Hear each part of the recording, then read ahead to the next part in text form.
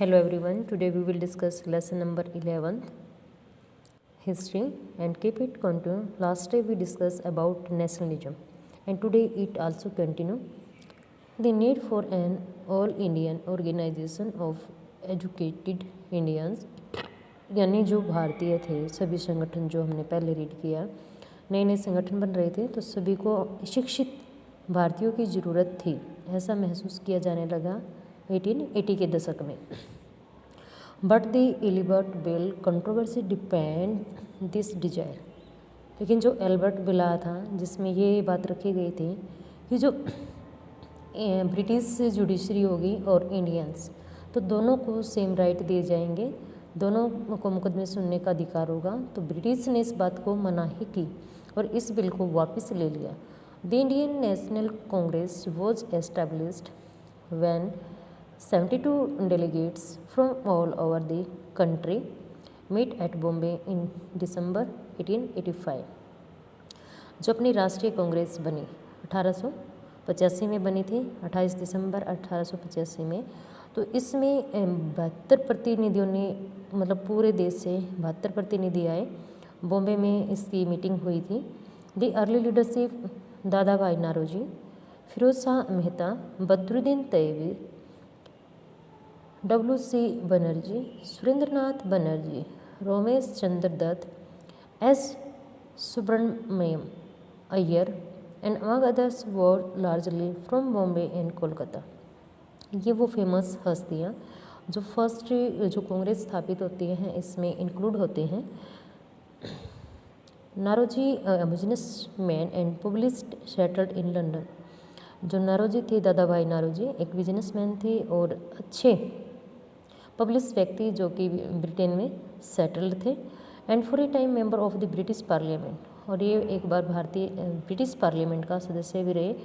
Guided the younger nationalist, युवा राष्ट्रवादियों को इन्होंने प्रेरित किया, मार्गदर्शक किया। Retired British official A.O. Hume also played a part in bringing Indians from the various regions together। एक ब्रिटिश अधिकारी रिटायर्ड थे A.O. ह्यूम, जिन्होंने जो नेशनल पार्टी ऑफ कांग्रेस है इसकी फाउंडर ये रहे हैं, एक बहुत बड़ा रोल प्ले किया। भारतीयों को अलग अलग धर्मों के जो व्यक्ति थे, अलग अलग क्षेत्रों से जो बिलोंग करते थे, उन सबको एक किया।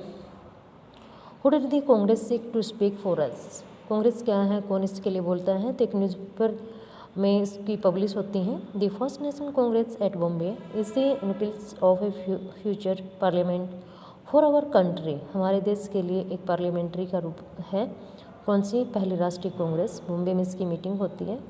And will lead to the good of inconsiderate magnitude for our country में। और इन्होंने क्या किया, जो हमारे देश के देशवासी जिन्हों के लिए अच्छे विचारधारा लेकर आए। Badruddin Tyabji address the Congress as president in 1887। Badruddin Tyabji ये जो कांग्रेस के अध्यक्ष बने 1887 में।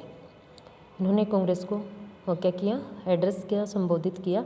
तो हर साल क्या थे, कांग्रेस के कोई ना कोई व्यक्ति एक प्रेसिडेंट बनता था। This Congress is compose for the representative not of any one class of community of India but of all the different communities of India. जो कांग्रेस थे ये किसी एक व्यक्ति, एक धर्म, एक समुदाय, एक जाति के लिए नहीं थे, सभी के लिए थे। चाहे भारत में अलग अलग धर्म, जाति, कम्युनिटी के लोग रहते हैं तो सभी के लिए ये बनाई गई थी। और नेशन इन दी मेकिंग, एक राष्ट्र का उदय कैसे होगा। It has often been said that the Congress in the first 20 years was moderate in its objective and the methods. पहले 20 वर्ष जो थे कांग्रेस के, ये खोजने में लगे कि किस प्रकार से उसके क्या उद्देश्य हैं, किन किन विधियों से उनको पूरा किया जा सकता है। During this period it demanded A greater voice for Indians in the government. इस दौरान उन्होंने भारतीयों से उम्मीद की कि वो अपना एक बहुत महत्वपूर्ण रोल प्ले करें, उनका साथ दें। एंड इन एडमिनिस्ट्रेशन, प्रशासन में भी। It wanted the legislative council, वो एक कार्यपालिका इसके लिए चाहते थे। To be made more representative, जिसमें ज़्यादा से ज़्यादा सदस्य बने, गेन मोर पावर दी जाए, and introduce in province where none existed, और ऐसे प्रांतीय क्षेत्रों में जहाँ पर मतलब कोई भी इंडियंस नहीं है, ब्रिटिश पूरी तरह से कंट्रोल्ड थी। It demanded that Indians be placed in high position in the government. इसमें क्या डिमांड रखे गए कि जो भारतीय हैं उनको भी सरकार के जो पद होते हैं उच्च पद दिया जाना चाहिए। For this purpose it called be civil service examination to be held in India as well, not just in London. मुख्य बात क्या थी कि जो सिविल सर्विसेज के एग्ज़ाम होते थे या लंदन में होते थे, तो इसकी डिमांड रखी गई ये भारत में होने चाहिए, क्योंकि बहुत सारे भारतीय नहीं जा पाते थे वहाँ पर। The demanded for Indianizations of the administration was part of a movement against racism, since most important jobs at the time were monopolized by white.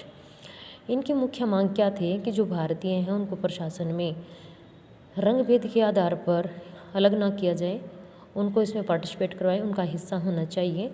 जहाँ तक जॉब की बात है तो जॉब क्या है, एक अधिकार था, अंग्रेज़ों को बड़ी पदवियाँ दी जाती थी, भारतीयों को उनसे दूर रखा जाता था।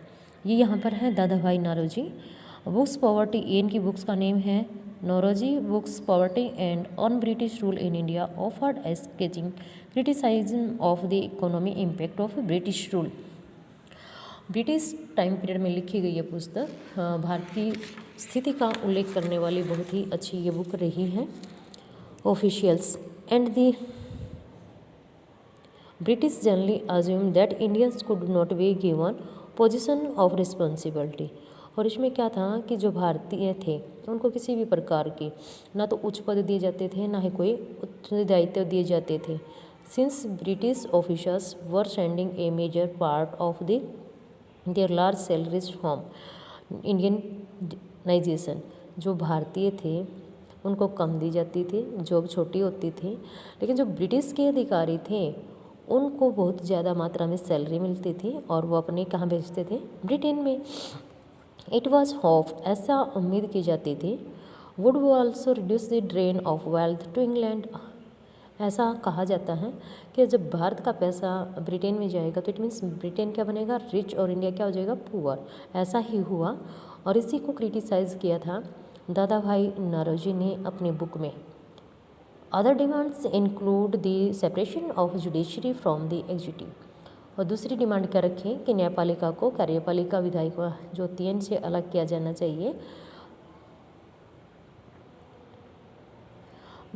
The repeal of the arms act and the freedom of speech and expression, जो आर्मी एक्ट बना था उसको ख़त्म करें और हमें बोलने की, अपने विचार एक्सप्रेस करने की आज़ादी मिलनी चाहिए। तो इस प्रकार की डिमांड लोगों ने गवर्नमेंट से रखी। The early Congress also raised a number of economic issue, जो हमारी कांग्रेस थी इसने आर्थिक कुछ विषयों को उठाया। It declared that British rule had lead to poverty and feminism. इसमें ये भी क्लियर किया गया कि जो ब्रिटिश शासक हैं वो हाँ क्या है, पॉवर्टी को इंक्रीज़ कर रहे हैं।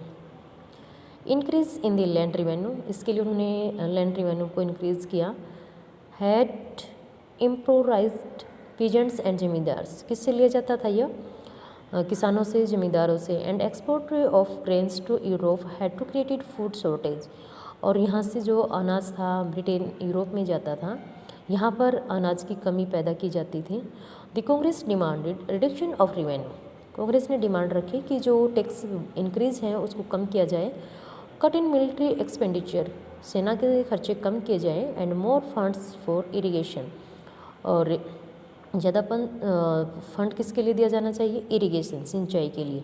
It passed many resolutions on the salt taxes, और जो टैक्स पे साल्ट था, साल्ट पे टैक्स जो लगा था उसको ख़त्म किया जाना चाहिए। Treatment of Indians labours abroad, जो भारतीय विदेशों में रहते हैं उनके साथ समान व्यवहार किया जाना चाहिए।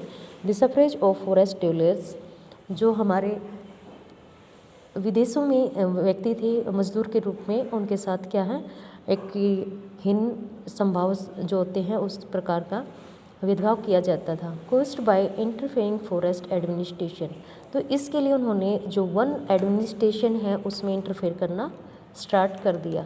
Thank you, have a nice day.